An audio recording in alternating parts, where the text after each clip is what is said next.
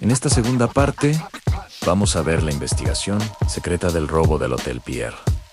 El Hotel Pierre siempre fue sinónimo de elegancia, discreción y seguridad absoluta. Ubicado en la prestigiosa Quinta Avenida, era un refugio para los hombres más ricos del mundo, para diplomáticos, herederos y figuras de la realeza. Entrar al Pierre significaba cruzar la frontera hacia un mundo donde la riqueza no se exhibía, sino que se protegía con un celo impenetrable. Por eso, cuando se descubrió el robo de más de 10 millones de dólares en joyas, dinero y objetos de valor, el impacto fue enorme, no solo por la cantidad, sino porque lo habían logrado sin disparar un arma, sin romper vidrios y sin activar una sola alarma. Años después, se reveló que la investigación oficial fue solo una parte de la historia. Hubo otra investigación, más silenciosa, más oscura y mucho más peligrosa, en la que llevaron a cabo los propios afectados. Los millonarios que perdieron sus fortunas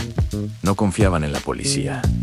Querían respuestas rápidas, querían justicia y sobre todo, querían sus tesoros de vuelta. Este documental revela esa parte oculta, la historia que nunca se contó públicamente. Cuando el hotel entregó a las autoridades la lista de huéspedes afectados, el documento no reflejaba la verdad completa. Muchos prefirieron minimizar los valores, ocultar objetos o directamente no reportarlos. Tenían miedo de que los detalles de sus fortunas privadas salieran a la luz. Pero existía una lista secreta y real, elaborada internamente por el hotel, que incluía nombres de un peso económico extraordinario, personas que preferían invertir millones en silencio. Entre ellos a un coleccionista europeo con diamantes raros adquiridos en subastas discretas, un empresario del Medio Oriente con lingotes de oro registrados bajo otra identidad, una heredera estadounidense que guardaba joyas centenarias no declarada, y un político latinoamericano con grandes cantidades de efectivo sin registrar. Estas personas no iban a quedarse de brazos cruzados. Tenían sus propios métodos. Semanas después del robo, 3 firmas de investigación privada fueron contratadas por los huéspedes más afectados. No eran detectives comunes. Tenían contactos en Europa, en Sudamérica, en círculos criminales y en mercados de lujo clandestinos. Su trabajo no era cumplir las reglas, sino recuperar lo que fuera posible. Empezaron por estudiar a los ladrones a un nivel que la policía no podía alcanzar. Revisaron amistades, movimientos financieros, viajes y cualquier vínculo personal. Descubrieron que el robo no fue solo una operación bien planeada, sino el resultado de una cadena de eventos que llevaba años gestándose. Los ladrones tenían conexiones internacionales y vínculos con organizaciones que podían mover diamantes sin dejar rastro. La misión de los investigadores privados no era arrestarlos. Su misión era rastrear el botín. A diferencia del dinero, los diamantes dejan una huella física. Aunque muchos pueden ser recortados para ocultar su origen, algunas piezas eran únicas, reconocibles por su talla o su historia. Un joyero suizo, contratado por una víctima, identificó 3 diamantes robados que no podían ser vendidos en el mercado formal sin llamar la atención. Eran demasiado famosos entre coleccionistas. ¿Cómo pensaban deshacerse de ellos? La respuesta llevó a los investigadores a una red de contrabandistas europeos que movían joyas a través de anticuarios en Bélgica, Italia y Turquía. Estos grupos podían transformar piezas de lujo en fragmentos más pequeños, casi imposibles de rastrear. Pero los ladrones necesitaban los contactos adecuados para hacerlo. Ese detalle fue clave en uno de los ladrones. Germain tenía vínculos previos con joyeros europeos. Ese sería el primer hilo del que tirar. Mientras la policía seguía tratando de armar el caso legalmente, los investigadores privados optaron por estrategias más agresivas. Una noche, 2 agentes encubiertos se reunieron con un contacto del mercado negro en un club clandestino de Manhattan. El hombre no quiso hablar del robo directamente, pero mencionó que circulaba un rumor de que joyas muy finas estaban por salir del país en cuestión de días. Esa información encendió todas las alarmas.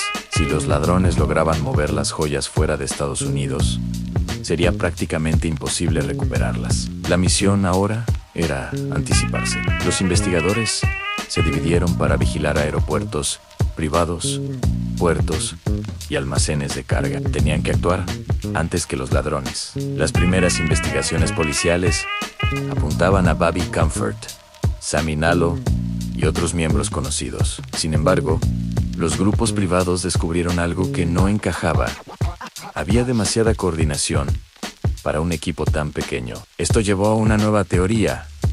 Detrás del golpe había un líder oculto, un cerebro que no participó físicamente, pero que organizó la logística. Seleccionó el hotel y diseñó la cronología del robo. Si esa persona existía, también podría estar manipulando la distribución del botín. Un investigador privado afirmó: el golpe fue demasiado perfecto, demasiado limpio. Alguien más tuvo que haber estado detrás. Alguien que conocía la seguridad del hotel mejor que los propios empleados. Esa teoría abrió una nueva línea de investigación al examinar antiguos trabajadores del Pierre, personas con acceso a planos internos. Una lista de 6 nombres salió a la luz. Uno de ellos se convertiría en la pieza clave del misterio. Días después, un investigador vio a un conocido traficante de joyas entrando en un edificio de bodegas en Brooklyn. Lo siguieron discretamente. Cuando el hombre salió, llevaba una mochila que parecía pesada. El equipo lo siguió hasta un pequeño restaurante donde se encontró con otra persona. La mochila cambió de manos. Este tipo de movimientos eran típicos para esconder mercancía ilegal. Pero algo más llamó la atención. Uno de los hombres tenía relación con Sammy Nalo. Era evidente que parte del botín ya estaba en circulación. Los millonarios afectados no querían escándalo. La reputación era más valiosa que sus propios diamantes. Por eso, un pequeño grupo decidió financiar un operativo clandestino. El pacto era simple: nada de prensa, nada de policía adicional y ningún rastro documental. El objetivo era recuperar las joyas antes de que dejaran el país. Esto no tenía nada que ver con justicia, tenía que ver con poder y con preservar secretos. Una semana después, durante la vigilancia a un joyero del mercado negro en Queens, los investigadores recuperaron el primer lote en pequeñas joyas, anillos y un par de relojes suizos de colección. No era una parte significativa, pero confirmaba que estaban en el camino correcto. Un coleccionista reconoció una de sus piezas, un reloj rarísimo. Eso significaba que los ladrones estaban moviendo los objetos valiosos. El tiempo se agotaba. Mientras tanto, en Amberes, Bélgica, otra agencia privada descubrió un diamante que coincidía con la descripción de una joya robada. Había aparecido para ser evaluado.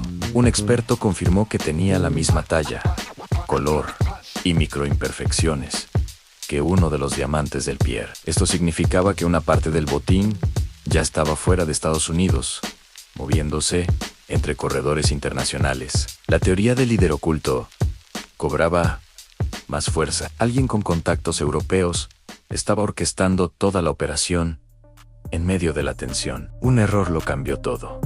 A un contrabandista fue detenido por un control de tránsito rutinario en Nueva Jersey. En el asiento trasero del auto encontraron un estuche con un anillo de rubí. Aunque el hombre negó cualquier conexión, el número de serie interno del estuche coincidía con los registros del Pierre. Era la primera evidencia física sólida. Pero más importante aún, el contrabandista mencionó el nombre al que debía entregar ese anillo, un técnico de mantenimiento que había trabajado en el hotel 2 años antes. Ese nombre estaba en la lista de sospechosos. El misterio comenzaba a aclararse. Al cruzar los datos, se dieron cuenta de que ese técnico tenía historial criminal. Había sido despedido del Pierre por inconsistencias laborales, pero en realidad por sospechas de robo interno que nunca se pudieron probar. Lo más sorprendente, este hombre se movía en círculos criminales discretos, donde almacenaba información sobre sistemas de seguridad y vulnerabilidades de hoteles. La teoría del líder oculto se volvió una certeza.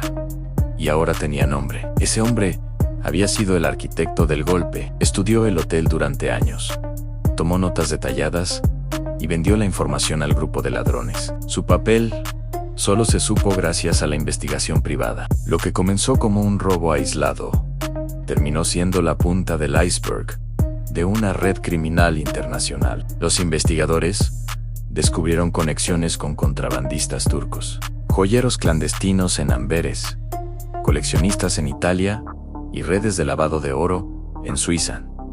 El robo del Hotel Pierre no fue solo un golpe a un edificio de lujo. En esta segunda parte vamos a la investigación secreta del robo del Hotel Pierre, parte de un sistema criminal que llevaba años moviendo riquezas de forma ilegal, y los ladrones eran solo una pieza más. A medida que los investigadores avanzaban, los millonarios afectados empezaron a tomar decisiones drásticas. Algunos negociaron directamente con intermediarios ilegales, otros ofrecieron recompensas secretas, y unos pocos, los más poderosos, usaron contactos en el extranjero para presionar a compradores clandestinos. Nunca se supo cuántas piezas se recuperaron realmente. Algunas regresaron en sobres cerrados, otras en reuniones discretas. Pero es un hecho que parte del botín sí fue recuperado por estos grupos paralelos. Y nada de eso fue reportado a la policía. La historia oficial del robo del Pierre siempre se centró en los ladrones arrestados. Pero detrás del crimen hubo mucho más. Hubo poder, dinero, secretos y una batalla silenciosa por recuperar objetos demasiado valiosos. El robo del Hotel Pierre no fue solo un crimen, fue una guerra silenciosa entre delincuentes profesionales y multimillonarios, desesperados por mantener su fortuna y su reputación. En la segunda parte, exploraremos cómo esta red fue finalmente desmantelada y qué ocurrió con el cerebro detrás del golpe. No te olvides de suscribirte para no perderte la conclusión de esta increíble historia. El amanecer sobre Manhattan parecía uno más en la ciudad que nunca duerme.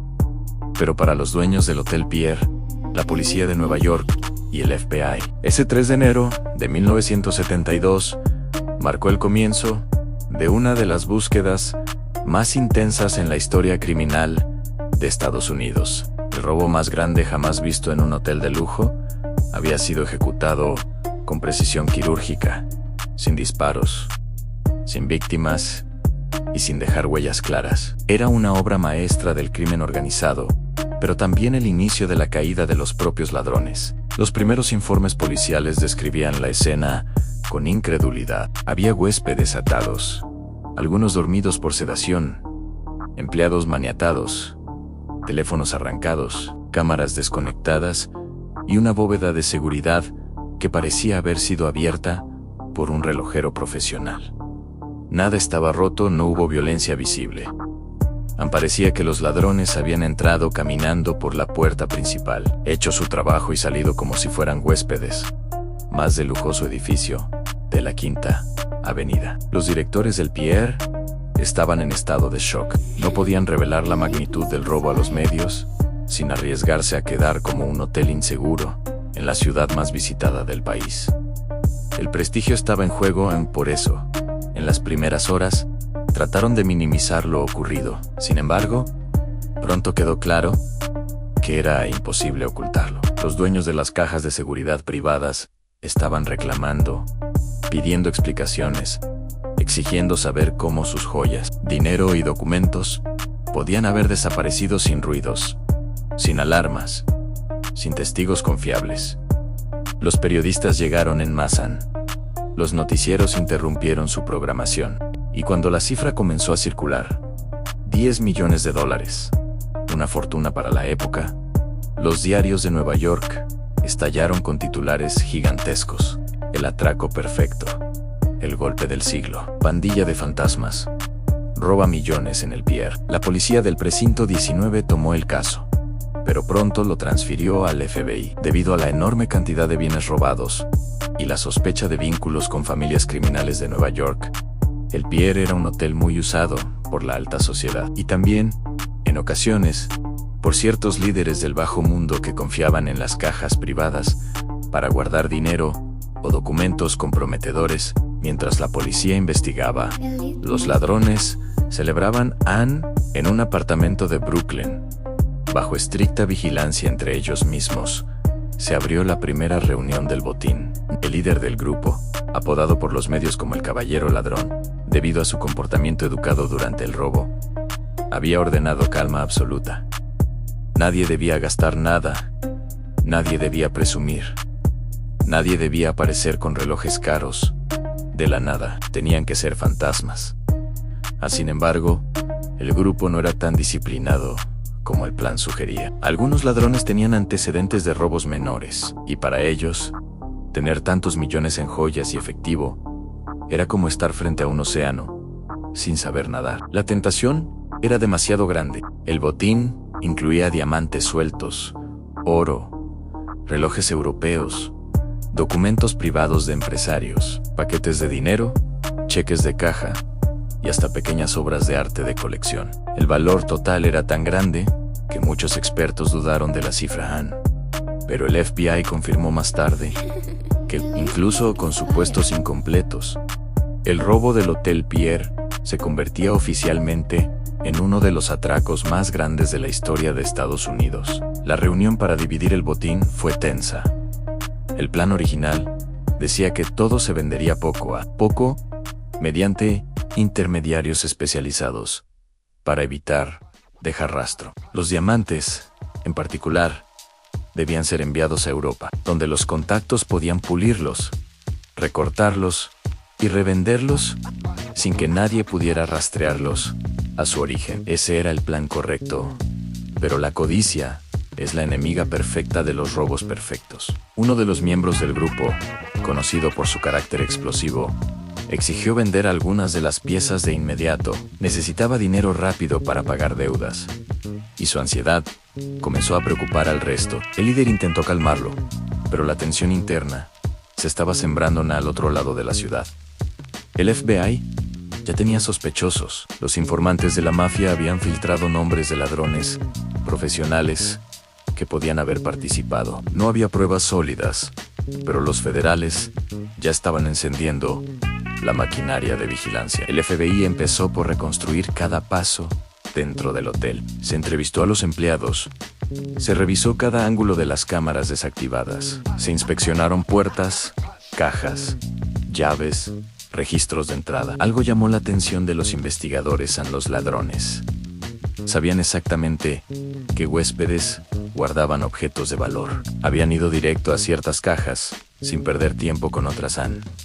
Eso solo podía significar una cosa. Había un informante dentro del hotel. La lista de empleados con acceso a las cajas se redujo a menos de 10 personas, y mientras los agentes interrogaban discretamente, algunos trabajadores mostraron señales de nerviosismo. La presión aumentaba a la policía, y los federales vigilaban el Pierre día y noche, tomando notas sobre cualquiera que entrara o saliera. Mientras tanto, los ladrones, creyéndose invisibles, comenzaron a moverse demasiado. El primero en caer fue uno de los más jóvenes del grupo. Intentó vender un reloj de lujo robado. Ese mismo día del Pierre, escogió un comprador que conocía de trabajos pasados. Pero lo que no sabía era que ese comprador estaba colaborando con la policía desde hacía meses. El joven ladrón fue arrestado en silencio. En el interrogatorio, no habló, pero su captura dio al FBI una pieza clave. Ahora sabían que los ladrones estaban nerviosos y empezaban a cometer errores. La presión continuó. Los ladrones que aún estaban libres se reunieron en un sótano para decidir qué hacer. Algunos querían huir a Canadá, otros querían desaparecer en Florida, pero el líder insistió en mantenerse firmes. Desaparecer todos juntos llamaría más la atención. La alianza se fracturó. El dinero puede unir, pero también destruir. Dos miembros del grupo comenzaron a sospechar que el líder se estaba quedando con una parte mayor del botín. También creían que él negociaba por fuera. La paranoia se expandió.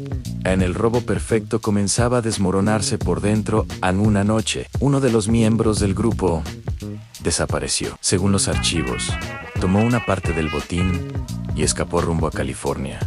Nadie volvió a verlo. Los investigadores no pudieron confirmar si fue eliminado, si huyó exitosamente o si cambió de identidad. Pero su ausencia debilitó aún más al resto. El FBI finalmente pudo interceptar llamadas y seguir a uno de los intermediarios europeos del grupo. Una de las conversaciones mencionaba una reunión secreta en un restaurante discreto de Manhattan. Los agentes rodearon el lugar, observaron, tomaron fotos y siguieron discretamente a los asistentes. Entre ellos estaba el hombre identificado como el líder del atraco. A las pocas horas, fue arrestado en una operación silenciosa. No llevaba joyas encima, pero tenía documentos sobre ventas de diamantes y contactos en Europa. El FBI por fin tenía la cabeza del grupo N. El interrogatorio fue duro, pero el líder no dijo mucho. Sabía que cualquier palabra podría perjudicarlo aún más. Sin embargo, los investigadores descubrieron algo sorprendente.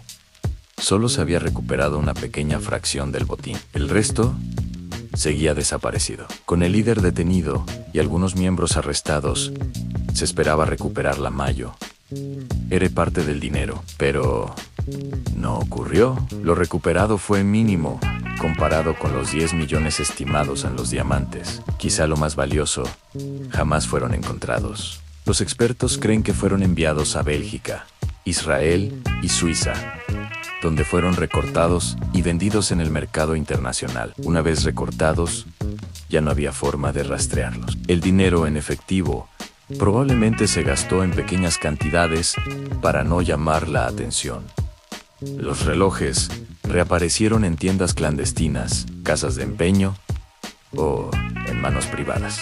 Los documentos oficiales cuentan que varios de los ladrones recibieron penas cortas comparadas con la magnitud del robo. Algunos colaboraron en otros, simplemente no pudieron ser vinculados directamente. La falta de violencia en el atraco hizo que los cargos no fueran tan severos como en otros crímenes.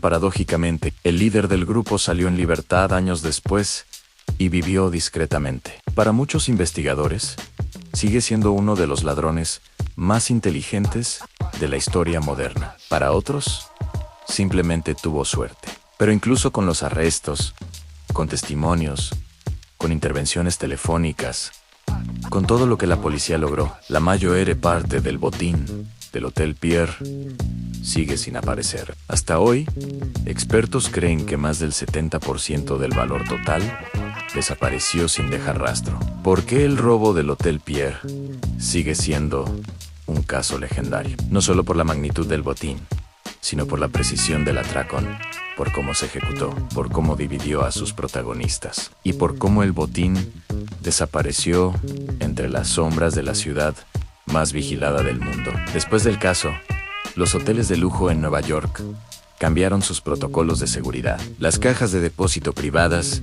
comenzaron a usar sistemas avanzados, alarmas silenciosas, cámaras ocultas y guardias adicionales. El Pierre, en particular, reforzó cada rincón del área de bóvedas, pero el daño a la reputación ya estaba hecho. Hasta hoy, el robo es un recordatorio de que incluso los lugares más elegantes pueden ser vulnerables. El caso fue tan famoso que inspiró libros, programas de televisión y estudios en academias de seguridad alrededor del mundo. Cada año nuevos investigadores revisan los documentos del caso, buscando patrones, conexiones o nombres que antes pasaron desapercibidos. Pero a pesar de todo, una parte fundamental del misterio permanece intacta. ¿Dónde están los millones robados? ¿Quién los tiene hoy? ¿Y cuánto de ese botín aún existe?